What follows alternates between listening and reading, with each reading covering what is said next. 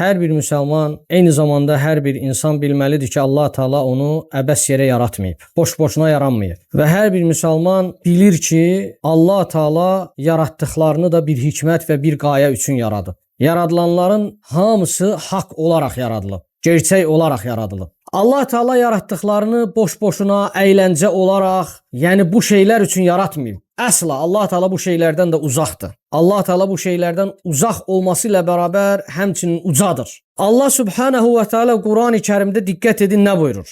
Nəhl surəsində. Allah Teala buyurur ki: "Xalaqas semavati vel ardı bil haqqi." O Allah deyir, göyləri və yeri bir haqq olaraq, gerçək olaraq yaratmışdır. Taala amma yüşrikun. Ona o şərik qoşanların, Allaha ortaq qoşanların qoşduqları şəriklərdən uca Allah uzaqdır və ucadır. Və bu baxımdan əziz qardaşlar, hər bir insan bilməlidir ki, Allah Teala nəyi xəlq edib, nəyi yaradıb bir hikmət olaraq, bir gerçək olaraq yaratmışdır.